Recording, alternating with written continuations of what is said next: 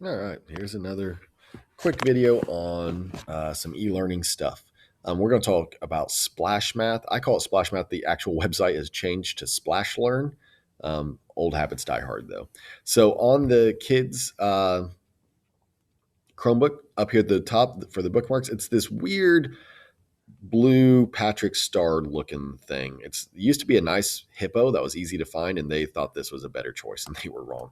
But anyway, when the kids click that on their bookmark, it will pull them up to Splash Math. Now, there is a way to get into Splash Math. Oh, I'm logged in as a teacher. Let me log out real quick.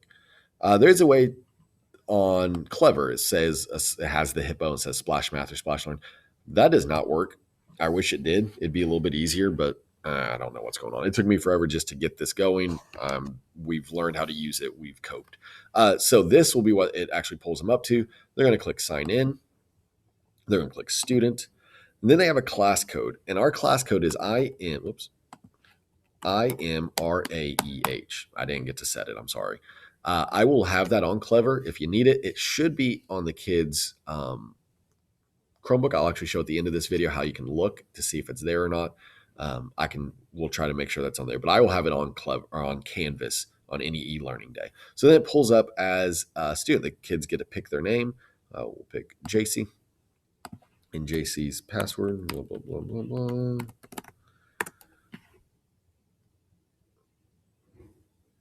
Okay. So this is the new version. If you've seen the kids do Splash Math at home early in the year, it didn't look like this. It just changed. I like parts of it.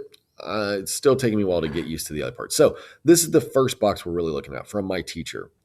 I did not assign anything this week. JC was caught up from last week, so it says no items pending. There's nothing in here. That's good. Well, that's what we want. Some kids might still have some. We're working on getting caught up on that. These other boxes down here at the bottom, we don't need any of these. The one I do want to point out to some families that might be useful, since we're here talking about, would be this Math Facts button.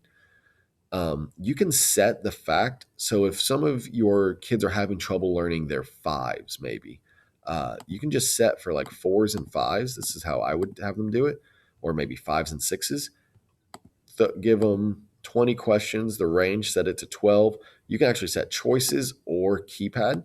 If they're really having trouble, letting them see that one of these is the right answer helps. And you can turn the timer on or off. So when they start this, once it loads, there we go. You can see 5 plus 5, and they know one of these is the answer. They can get it right. I'll miss one. And it just goes on until they get to the end. So that is a really good feature. We use this sometimes in class instead of extra math, or if I want kids to get specific practice. But I wanted to show that to some parents. That might be really useful to really hammer home what we're working on. But that's really the only thing. These math games we don't really need. So we have this. This is the daily learning plan, I think is what it's called. So today's learning path. So you have to play this first game before you can go on to the second, the third, the fourth, the fifth, and then there's this present. Now, the number might change. Some kids are like, oh, I only have 4. I haven't seen enough to know for sure. Like I said, I'm still learning the system here. But the present's what I want. That means they've completed today's learning path. They've worked through this. What I do like about this is here, JC's looks like she's doing some more adding practice. Someone else might be doing graphing. This changes based on how kids answer. So this is, hey, you need some practice in this, or you need some practice in that. And I really like that. I also like that they've switched how they do this. It only gives them about 10 questions for these, and it moves them on, whether they got them all right or wrong.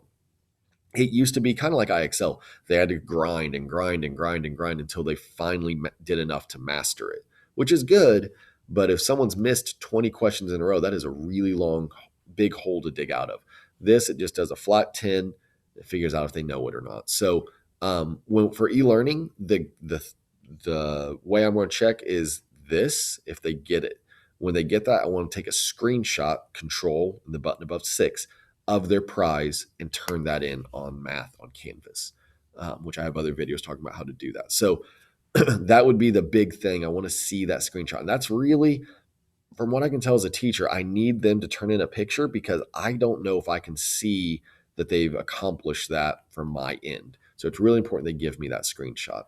But that's really how Splash Math or Splashlearn now works. They click the button, they type in the code, type in their password, and use their daily learning. If you have any questions, let me know.